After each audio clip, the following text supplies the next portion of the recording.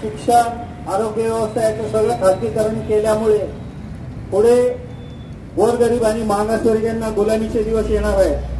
ते जर टाळायचे असतील तर सर्वांनी या कायद्याला आणि सरकारच्या लोकशाही विरोधी वर्तनाला विरोध हा केलाच पाहिजे, तो करावाच लागेल. ही आज नागरिकांची आणि संविधान समर्थकांची गरज आहे. त्या दृष्टीनं या प्रश्नाकडे आपण पाहिलं आणि त्या दृष्टीनंच या मोर्चाचं आयोजन केलेलं आहे. या मोर्चामध्ये लवकरात लवकर सर्वांनी सहभागी व्हावं अशी विनंती आम्ही अहियाकांतर्फे करीत आहोत. जय भीम, जय संविधान. डॉक्टर बाबासाहेब आंबेडकरांचा, भारतीय संविधानाचा, डॉक्टर बाबासाहेब आंबेडकरांचा, भारतीय संविधानाचा, डॉक्टर बाबासाहेब आंबेडकरांचा,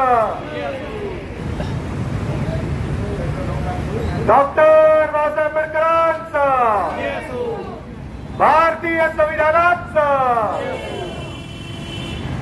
डॉक्टर बाबासाहेब आंबेडकरांचा, जय असो, भारतीय संविधानाचा, जय असो. महामानव बोधिसत्व परमपूज्य भारतरत्न विश्वरत्न डॉक्टर बाबासाहेब आंबेडकरांना अभिवादन करून व तमाम युगपुरुष आणि तमाम स्वातंत्र्य सैनानी यांना नतमस्तक. आज हा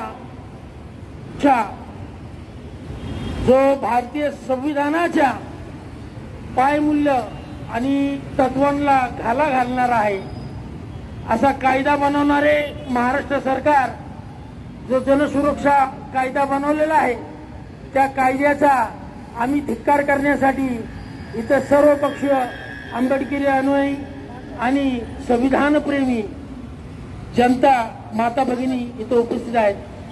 घोषणा देऊया. भारतरत्न डॉक्टर बाबासाहेब आंबेडकरांचा, भारतरत्न डॉक्टर बाबासाहेब आंबेडकरांचा, भारतीय संविधानाचा, भारतीय संविधानाचा. अरे होश में आओ, होश में आओ, अरे होश में आओ, होश में आओ. हा कायदा जनसामान्य माणसाचे हक्क हिरवून घेणारा आहे, कामगारांना पीडित करणारा आहे. हा कायदा तुमचे मूलभूत हक्क जे आहेत त्याला संपुष्ट करणारा आहे. सर्व जनतेने जागा झाला पाहिजे. आज जरी कमी प्रमाणात इथं लोक आमचे सतीश गायकवाडांनी आयोजित केलेला हा महामोर्चा आहे, सर्व निमंत्रक आहेत ते, आणि दलित पॅंथर ऑफ इंडियाच्या वतीने संयुक्त राष्ट्र तिबेट मुक्ती भारताचा राजदूत या नात्याने आम्ही पॅंथर्स या मोर्चामध्ये सहभागी झालेलो आहोत. आणि यापुढेही एक जरी असलो तरी लाखाच्या बरोबर आहे. 500 शूरवीर होते, त्या 500 शूरवीरांनी 28,000 पेशव्यांना गाडलेला आहे. ती भीमागुरुजींची अवलाद आम्ही आहोत. म्हणून आज या मोर्चाला पाठिंबा देत असताना आम्ही सर्व संविधानप्रेमी भीम अनुयायी आज एल्गार करतो की असेच आंदोलन संपूर्ण महाराष्ट्रामध्ये आम्ही पेटवत राहू आणि यापुढेही प्रत्येक आंदोलनाला आमचा पाठिंबा असेल. जय भीम, जय भारत, जय हिंद. सर्व महामानवांना अभिवादन करतो. तसेच या लोकशाहीला घातक असा जो कायदा, म्हणजे आपण शासनाच्या वरती आंदोलन केलं किंवा आपण आंदोलनाचा इशारा दिला तरी आपल्याला नक्षलवादी ठरवलं जाईल आणि नक्षलवादी ठरवून आपल्याला कायमस्वरूपी जेलबंद केलं जाईल. आणीबाणीनंतर ही दुसरी आणीबाणी आपल्याला लागू होण्याची स्थिती आताची घडत आहे. लोकशाहीचा आवाज दाबण्याचा जो प्रयत्न आहे तो कायदा रद्द करावा आणि लोकशाही जागृत ठेवावी याकरता आज आम्ही या ठिकाणी जमलेलो आहोत आणि आम्ही शासनाला इशारा देतो. आम्ही कधी जरी असलो तर लाखाच्या बरोबरीने आहोत आणि आमचा हा निश्चित आज इथे असलेल्या पोलिसांनी एलआयडी रिपोर्ट यांच्यामार्फत नोंदवत आहोत आणि शासनाने जर हा कायदा केला तर याविषयी तीव्र स्वरूपात आम्ही आंदोलन करू असा इशारा देतो आणि मी या ठिकाणी थांबतो. जय भीम, जय बुद्ध, जय भारत. सर्व महापुरुषांना अभिवादन करून या ठिकाणी जनसुरक्षा कायदा जो आहे हा कायदा जे उत्तर कोरियाचे किंग जॉर्ज आहेत त्या धर्तीवर म्हणजे इथले जे देवेंद्र फडणवीस आहेत त्यांचे व्हिडिओ पाहतात आणि त्यांच्या डोक्यात अशा पद्धतीचे विषमतावादी हा कायदा आलेला आहे. तर या कायद्यामध्ये म्हणजे संघटना असते किंवा सामान्य नागरिक असते म्हणजे संघटनेपासून सामान्य नागरिकापर्यंत कोणालाही सरकारच्या विरोधात बोलण्याचा अधिकार नाही, टीका टिप्पणी करण्याचा अधिकार नाही व तशा पद्धतीचा विचार सुद्धा करण्याचा अधिकार या कायद्यामध्ये नाही. मग जे बाबासाहेबांनी संविधानामध्ये जे मूलभूत हक्क दिले आहेत, अधिकार दिले आहेत, मग त्या मूलभूत हक्क आणि अधिकाराचं माननीय मुख्यमंत्री देवेंद्र फडणवीसनी वाचन केलं पाहिजे आणि त्यांचा आज्ञा या ठिकाणी जाहीर होतो. तर मूलभूत हक्काच्या विरोधातला हा जो कायदा आहे तो कायदा आपण हाणून पाडला पाहिजे आणि आपल्या प्रत्येक जणाचं कर्तव्य आहे या कायद्याच्या विरोधात लोकांमध्ये जाऊन प्रबोधन करून हे कायदा सांगितला पाहिजे. कारण मुघलशाही आणि हिटलरशाही आणि ब्रिटिशशाही आणि आता ब्राह्मणशाही म्हणजे डॉक्टर बाबासाहेब आंबेडकरांनी ज्या पद्धतीने मूलभूत हक्कामध्ये ज्या तरतुदी केलेल्या आहेत, ज्यावेळेस संविधान लिहिलं जात होतं त्याच्यावर मूलभूत हक्काच्या विषयी अख्खा दिवस चर्चा झालेली आहे आणि त्याच्यामध्ये इथल्या नागरिकांना सर्वोपरी काय असतं आणि नागरिकांचे मूलभूत हक्क काय आहेत याच्यावर गहन चर्चा झालेली आहे. आणि म्हणून संविधानामध्ये आर्टिकल म्हणजे संविधानामध्ये आर्टिकल 13 असं सांगतो की या देशामध्ये मूलभूत म्हणजे नागरिकांच्या मूलभूत हक्काच्या विरोधात कोणताही कायदा करता येत नाही. परंतु नरेंद्र मोदी आणि अमित शहाच्या दडपशाहीखाली आणि इथल्या देवेंद्र फडणवीस इथल्या नागरिकांना वेठीस धरण्याचं काम जर करत असाल तर तुमची गाठ आमच्याशिवाय लक्षात घ्या. कारण आम्ही भीमा कोरेगावच्या लढाईमध्ये तुम्हाला हरवलेला आहे, लक्षात ठेवा. आणि जेव्हा जेव्हा तुम्ही सरकार सत्तेमध्ये येता तुम्ही 3% ब्राह्मणवादी लोक अशा पद्धतीचे तुम्ही कायदे करत असाल. शाहू महाराज म्हणत होते की ज्यावेळेस ब्राह्मणांच्या हातात सत्ता जाते, ब्राह्मणवाद्यांच्या हातात सत्ता जाते त्यावेळेस इथले लोक गुलामगिरीत जातात. म्हणून या गुलामगिरीचा आपण या देवेंद्र फडणवीसचा आपण जाहीर निषेध केला पाहिजे आणि या जनसुरक्षा कायद्याच्या विरोधात मोठ्या प्रमाणात प्रबोधन करून महामोर्चा आपण आयोजित करणार आहोत. या ठिकाणी मी इतकंच थांबतो. जय भीम, जय भारत. सर्व महापुरुषांना या ठिकाणी अभिवादन. अत्यंत महत्वाच्या विषयावर आज कलेक्टर ऑफिसवर रिपब्लिकन पार्टी ऑफ इंडिया आईच्या वतीने या ठिकाणी धडक मोर्चा या ठिकाणी आयोजित केलेला आहे. खऱ्या अर्थाने आपल्याला मूलभूत अधिकार आणि हक्क दाबण्याचा या ठिकाणी प्रयत्न केलेला आहे. हे सांगतात की अर्बन नक्षलवाद शहरामध्ये चालू आहे आणि अर्बन नक्षलच्या माध्यमातून हा देश धोक्यात आहे. परंतु हा कायदा आणून सर्वसामान्यांच्या हक्कावर या ठिकाणी गदा आणण्याचं काम मोदी सरकार असेल फडणवीस असेल हे या ठिकाणी करत आहे. त्यामुळे याच्या आंदोलन हे व्यापक स्वरूपात झालं पाहिजे. आज सर्व सामाजिक संघटना असतील, राजकीय पक्ष असतील, या सर्व रस्त्यावर उतरून या कायद्याचा विरोध केला पाहिजे. या दृष्टिकोनातून आज एक सुरुवात आहे आणि भविष्य काळामध्ये याचं मोठं रूपांतर झाल्याशिवाय राहणार नाही. आम्ही या ठिकाणी आवाहन करू इच्छितो की त्वरित हा कायदा रद्द करा, अन्यथा एकाही मंत्र्यांना रस्त्यावर फिरू देणार नाही असं या ठिकाणी आंबेडकरी चळवळीच्या वतीने आवाहन करतो. आमचं जे काय म्हणणं आहे आम्ही शांततेच्या पद्धतीने आपल्याकडे मांडत आहोत. याचा विचार करून आपण निर्णय घ्यावा. अन्यथा या ठिकाणी उग्र आणि तीव्र आंदोलन करण्याचा इशारा या ठिकाणी देतो. इथंच थांबतो. धन्यवाद. जय भीम.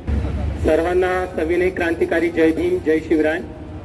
आज या ठिकाणी हा जो मोर्चा इथं आणण्याचं महत्वाचं कारण म्हणजे की आज जे मनुवादी सरकार आहे त्यांच्या माध्यमातून इथे जे जनसुरक्षा कायदा इथं पारित करण्यात आलेला आहे, तर त्याला आम्ही हे सर्वसामान्य लोक, आंबेडकरी चळवळीतले सर्व भीमसैनिक त्याचा विरोध करत आहेत.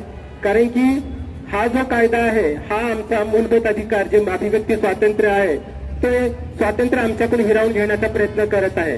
जर आमचं अभिव्यक्ती स्वातंत्र्यच आमच्याकडून हिरावून घेतलं तर आम्ही सरकारच्या मनमानी कारभारावरती कसं टिप्पणी करणार, कसं चर्चा करणार.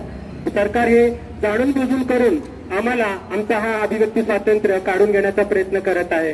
आणि एक प्रकारे संविधानामध्ये फेरबदल करण्याचा प्रयत्न ते करत आहे.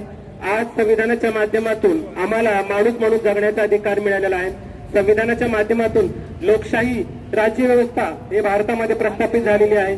आज ही लोकशाही व्यवस्था म्हणजे धोक्यामध्ये आहे. ही जो कायदा आहे या कायद्यानुसार जर पारित झाला तर देशामध्ये हुकुमशाही राज्य माजवल्याशिवाय राहणार नाही. तर आम्ही सर्व आंबेडकरवादी अनुयायी भीमसैनिक सर्व या कायद्याला विरोध करत आहोत. कारण की आम्हाला आमचे जे पूर्वीचे दिवस परत त्याचा दोहराव करायचा नाहीये. जर हा कायदा जर झाला तर संविधानामध्ये जर असेच फेरबदल होत राहिले तर पूर्वीचं गळ्यामध्ये गाडगं आणि पाठीमागे खराटा हा राहिल्याशिवाय राहणार नाही.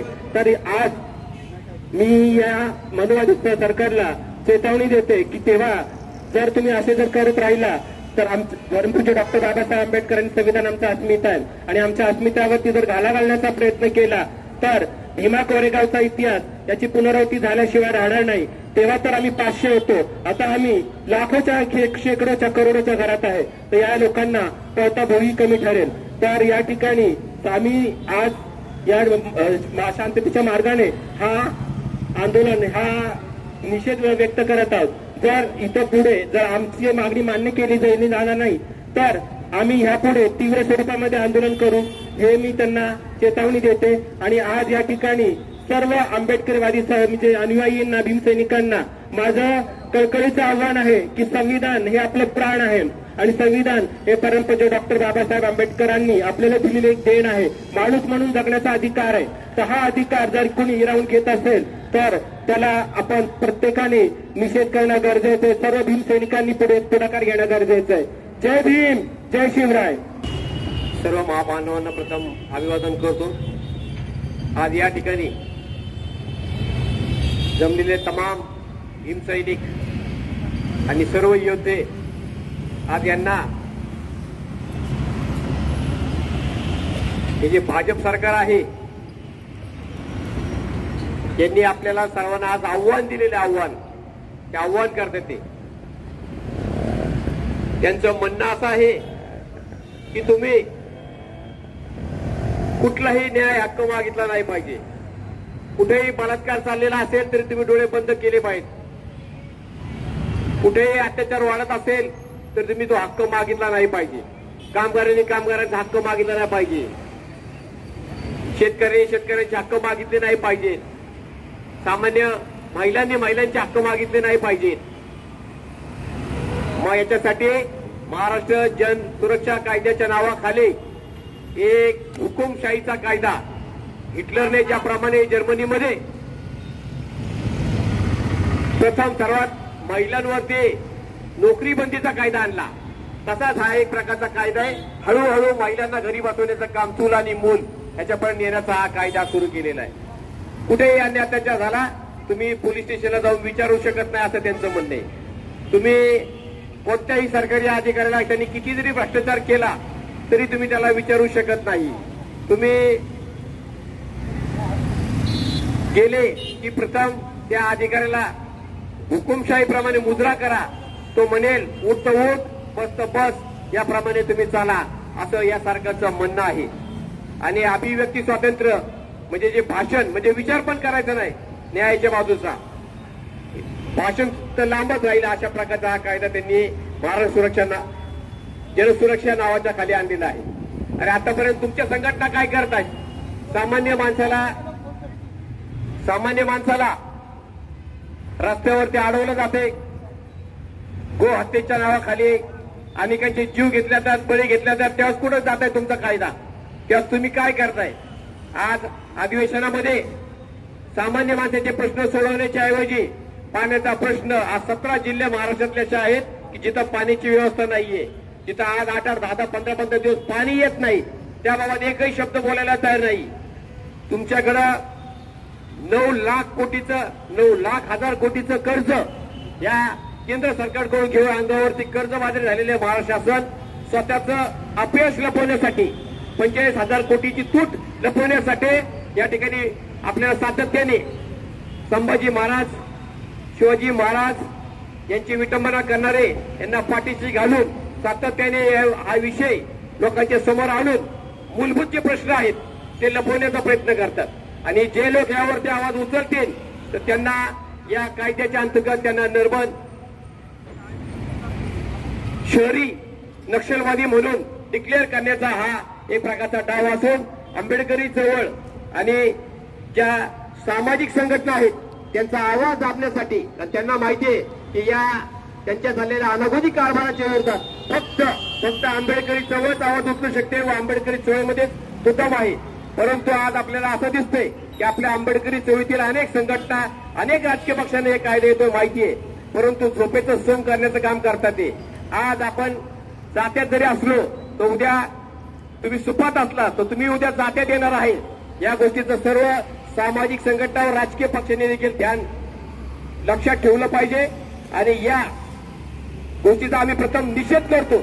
नवजी परिवर्तन आघाडी पक्षाच्या वतीने मी आज या आंदोलनास जाहीर पाठिंबा देत आहोत व यापुढे शहरामध्ये घरोघरी जनजागृतीचे जे काम आहे आमचे सतीश गायकवाड यांनी जो आज या छोट्याशा ठिणगी पेटवलेली आहे त्याचा वनवा पेटल्याशिवाय राहणार असं मी या ठिकाणी सांगतो व या आपले 2 शब्द विचार या ठिकाणी थांबवतो.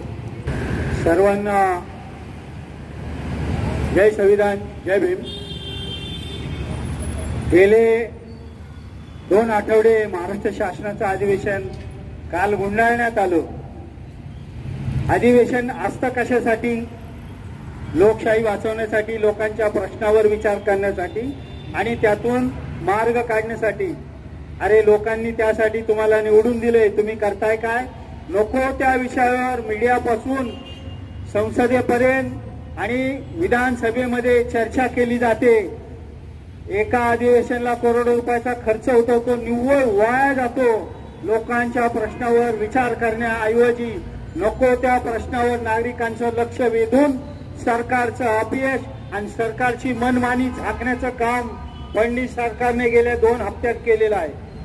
लक्षात घ्या, कालच बातम्यामध्ये कळलं, लोकसभेच्या विरोधी पक्ष नेत्याला राहुल गांधींना आठवडाभर बोलूच दिलं नाही. काल केवळ विरोधी पक्ष नेता होऊ नये म्हणून 2-3 दिवस अधिवेशन मुडणारे गेलं. हे लोकशाहीमध्ये बसते का? म्हणजे लोकशाहीच्या नावाखाली हुकुमशाहीकडे राज्याची आणि देशाची वाटचाल सुरू आहे आणि ती रोखण्याची ताकद फक्त आंबेडकरवाद्यामध्ये आणि जय भीमच्या भीमसैनिकामध्ये आहे. हे सरकारनं ध्यानात ठेवावं. तुम्ही काही करायला जाल, पूर्वीचे दिवस गेले, आता घराघरात भीमसैनिक आहे, घराघरात आंबेडकर बोलणार आहे. हे बाबासाहेबांची वाक्य आहेत, ही आम्ही खोटी ठरू देणार नाही.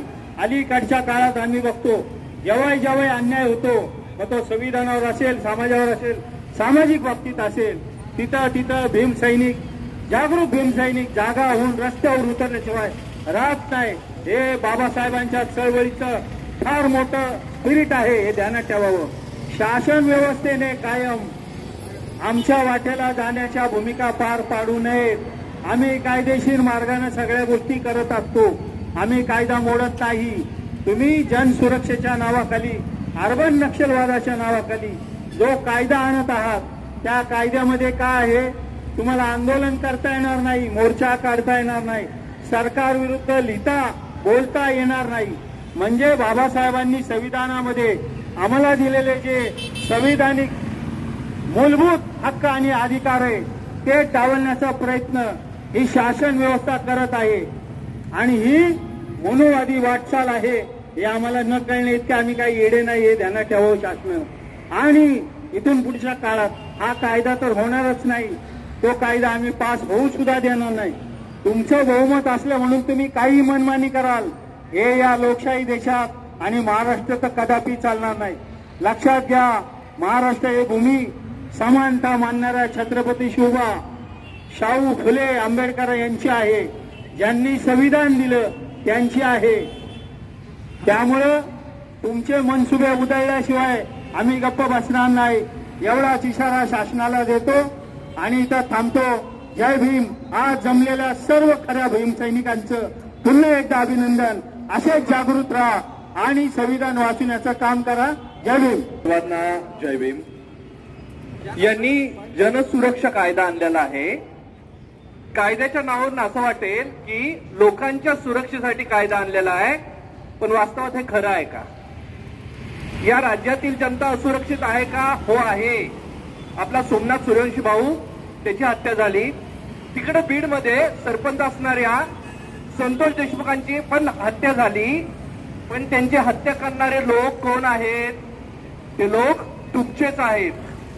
जे स्वतः गुन्हेगारांना पाठीशी घालतायत ते या राज्यातील जनतेची सुरक्षा करू शकणार आहेत का? ते नाही करू शकणार आहेत आणि त्यांना करायची पण नाहीये.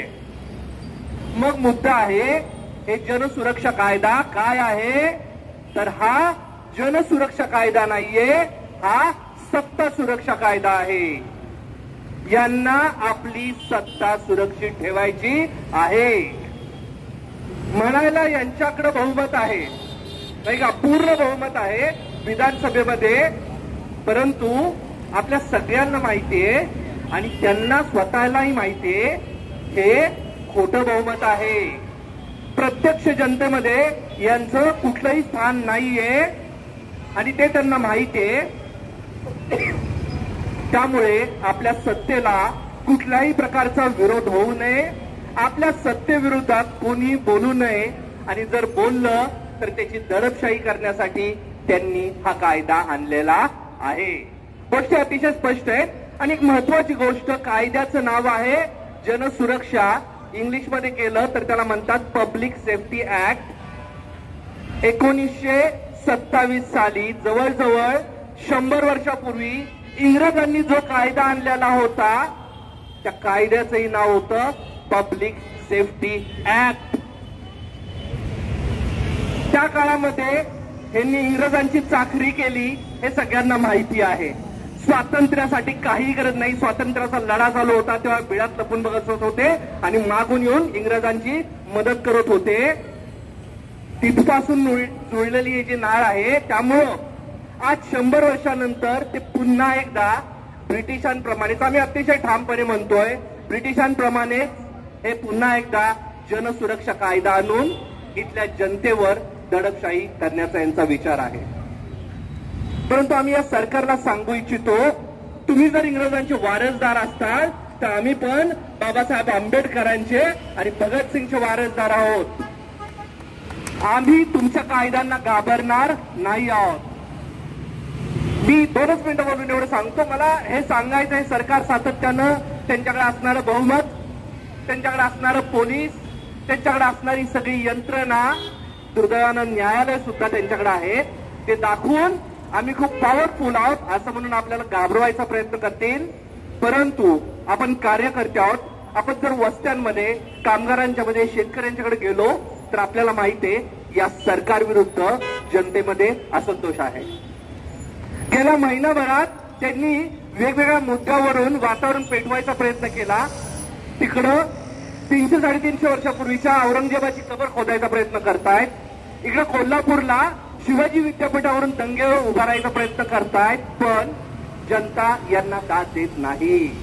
जनतेच्या पोटाचे प्रश्न, मगाशी दादा म्हणाले ते खरं आहे की जनतेच्या पोटाचे प्रश्न, जगण्याचे प्रश्न एवढे तीव्र असताना हे जे काही पेटवायचा प्रयत्न करतायत याला यश येत नाहीये. हे त्यांना कळतंय आणि जनता त्यांच्याबरोबर नाहीच आहे. आणि त्याच वेळेस त्यांना त्यांच्या मालकाचं पण काम करायचं नाही का. प्रामाणिक लोक आहेत, खाल्ल्या मिठाला जागणारी लोक आहेत ही सत्तेवरची.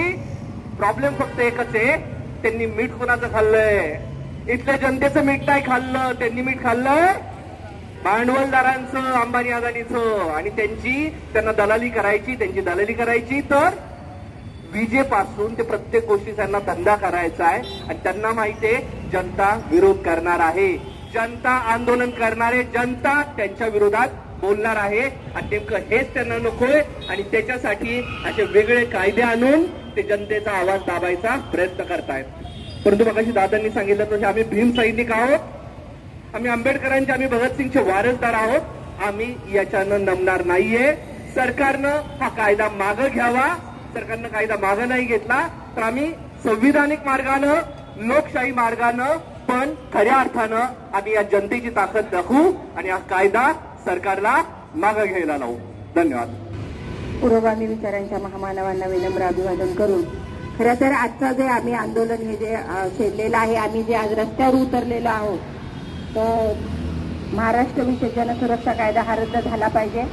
कारण खऱ्या अर्थानं डॉक्टर बाबासाहेब आंबेडकरांनी त्यांची 4 मुलं मातीत घालली. ऐन तारुण्यामध्ये त्यांच्या पत्नीचा मृत्यू झाला आणि तेव्हा कुठे हे स्वातंत्र्य आम्हाला बहाल केलेलं आहे आणि त्याला आता 75 वर्ष बाबासाहेबांनी संविधान त्याचं आपण अंगीकृत केलं संविधान, त्याचा सुद्धा आपण अमृत महोत्सव साजरा केला. खरं तर हे बघत असताना या देशातल्या शेवटच्या बाळापर्यंत शिक्षण पोहोचलेलं नाही, शेवटच्या गावापर्यंत इथं दळणवळणाची साधनं पोहोचलेली नाही, शेवटच्या गावाच्या शेवटच्या माणसापर्यंत त्याच्या ज्या काही मूलभूत हक्क अधिकार ते पोहोचलेले नाहीत आणि तोपर्यंत हे काढून घेण्याचा प्रयत्न इथं चाललेला आहे. खऱ्या अर्थाने गुन्हेगारी असलेले हे सत्तेमधले जे लोक आहेत ते स्वतःच गुन्हेगार आहेत आणि आता हे सामान्य नागरिकाला हे गुन्हेगार ठरवण्याचं काम करणार आहेत. बाबासाहेबांनी आमच्यासाठी जे केलेलं आहे, बाबासाहेब म्हणजे आमच्यासाठी श्वास, बाबासाहेब म्हणजे बाबासाहेबांनी जे संविधान लिहिलेलं आहे ते आमच्यासाठी आमचं प्राण आहेत. आणि म्हणून हे सगळं करत असताना जर आता हे जनसुरक्षा कायदा आहे, जे गोंडस नाव त्यांनी ते दिलेलं आहे आणि या गोंडस नावाच्या ह्याच्याखाली जर आमचे अभिव्यक्ती स्वातंत्र्य म्हणजे जे न्याय, बंधू, समता, स्वातंत्र्य आणि अभिव्यक्ती स्वातंत्र्य जो आम्हाला अधिकार आहे ते जर आमचं हिरावून घेतलं जात असेल तर आम्ही कदापिही गप्प बसणार नाही. हे जे मनोवादी सरकार आहे, या मनोवादी सरकारचा आम्ही धिक्कार करतो, या मनोवादी सरकारचा आम्ही निषेध करतो. कारण आम्हाला जर काय बोलायचं झालं या सरकारच्या विरोधामध्ये, सरकार काय काय कायदे पारित करतंय आणि त्यानुसार की आम्ही कोणाला काही बोलायचं नाही, सरकारच्या विरोधात काय टीका टिप्पणी करायची नाही, आमच्यावर अन्याय अत्याचार झाला तर आम्ही रस्त्यावर उतरायचं नाही, आम्ही आंदोलनं करायची नाहीत.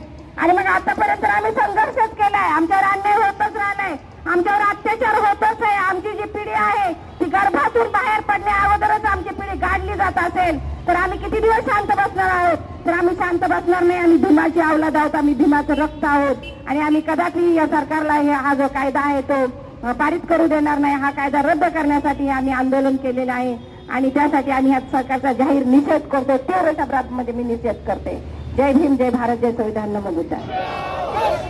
अजित पवार होच ना, जनसुरक्षा विधायक कायदा रद्द झालाच पाहिजे, जनसुरक्षा कायदा विधायक रद्द झालाच पाहिजे. देवेंद्र फडणवीस होच ना, डॉक्टर बाबासाहेब आंबेडकरांचा, डॉक्टर बाबासाहेब आंबेडकरांचा देवेंद्र फडणवीस होच ना, एकनाथ शिंदे होच ना, अजित पवार होच ना. जनसुरक्षा कायदा रद्द झालाच पाहिजे.